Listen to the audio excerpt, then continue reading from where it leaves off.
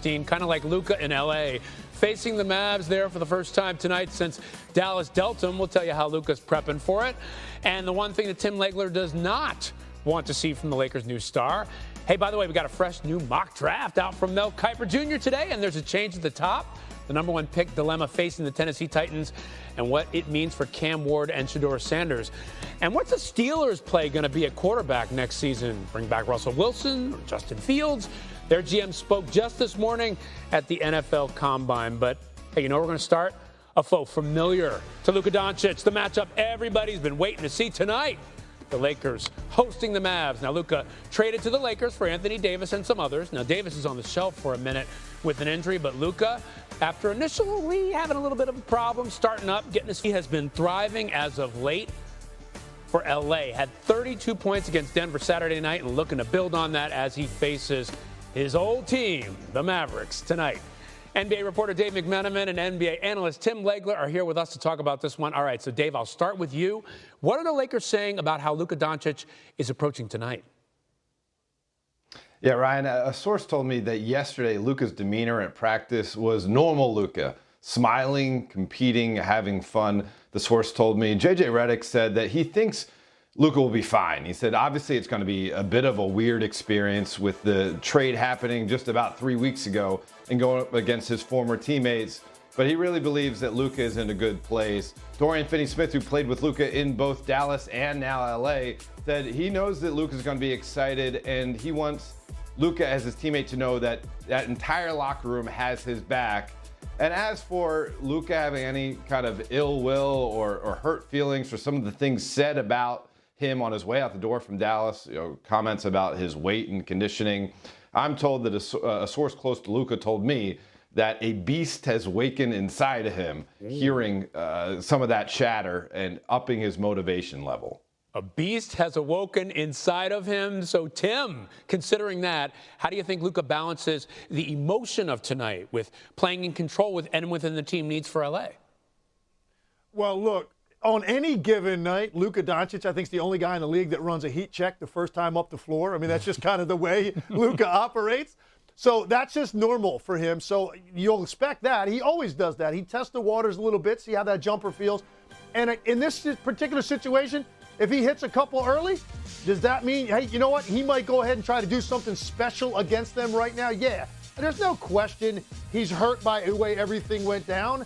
He's got a big statement to make against this team. I just don't know if this is the right moment to do it. I think that moment's going to come later when he goes back to Dallas against a healthy Mavericks team with Anthony Davis, with Nico Harrison in Dallas, with all of that fan base that'll probably be out there to support him as an opposing player. Now, I think that's the night where he really goes in on them and tries to send that emphatic message. He might try to do that tonight, but I just think it's so early, and he really has had one game under his belt in which he looked like himself. It might be a lot to ask, and it might get the Lakers a little bit off track of what they're trying to do, which is just continue to build. That's J.J. Redick's favorite word about this process. Yeah, build, and they've been building, playing well recently. Dave, L.A.'s coming off that great defensive performance against Nikola Jokic and the Nuggets. What have they said about locking in on that defensive end of the floor? Yeah, it wasn't just the Denver game, Ryan. It's really the last 18 games. The Lakers have the #1 rated, highest efficient defense in the entire NBA. And so it's been going on for a while. That was with Anthony Davis. That was without Anthony Davis. That was with Luka. It was without Luka. And the common thread throughout was J.J. Redick saying that his team's found a way to really just play hard every night. That may sound like an obvious answer when we're talking about basketball, but it doesn't always happen with NBA teams, certainly with veteran NBA teams. But LeBron James has been leading that charge, playing on both ends of the floor. And Luka Doncic, and J.J. Redick said needs to continue with Luka Doncic because, yeah, they've done a lot of work moving up the Western Conference standings. There's still a lot of work to be done. 27 games left, and J.J. Redick said every night's going to be a battle for us in the West. Yeah, they got some time, but the Lakers recently, Tim, 12-3 in their last 15. That's the best record in the NBA. Now, we know they've got the questions size-wise, and even though, Dave, you're saying they've been better defensively, that's been a question for them. Tim, as you look at them right now, are they in the conversation to be title contenders?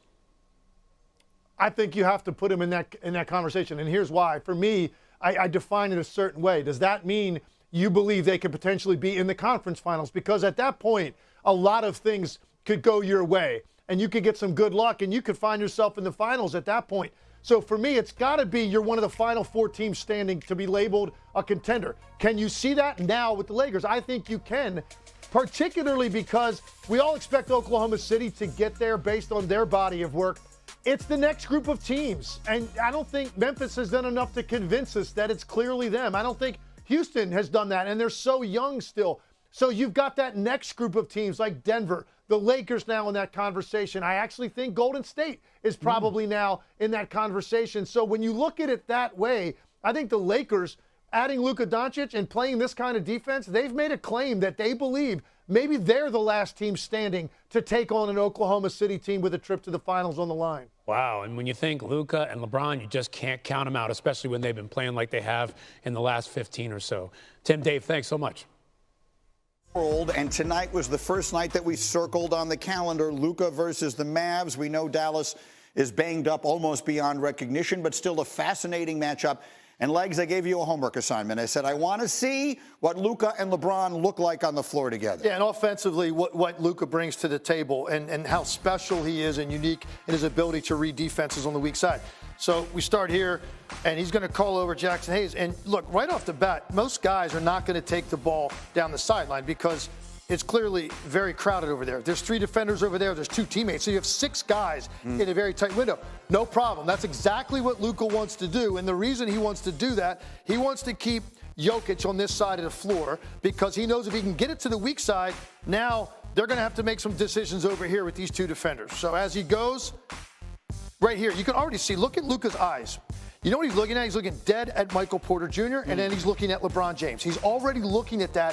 And look at the size around him, and you think, that's a tough angle. How's he going to make this pass? He knows right now Jackson Hayes on this hard dive is going to make Michael Porter Jr. pick him up. That means that on top, Aaron Gordon Jr. is going to have to be the guy to close out if he can get this ball to here on a rope. And if Aaron Gordon Jr. is closing out from the top side, that means LeBron James has a free drive to the rim. And that's exactly what Luka does. And there's 3 guys in the league can make this pass, and they're all playing in this game. LeBron, Luka, and Jokic. And here it is. Ball goes to the other side on a rope. Aaron Gordon closes from the top side. LeBron's got the entire baseline drive. And this is the kind of stuff I'm talking about. Why I said to you yesterday on this show, why does LeBron need to be off the ball, Luka on it? Because the off-ball guy has to either run or cut. Right.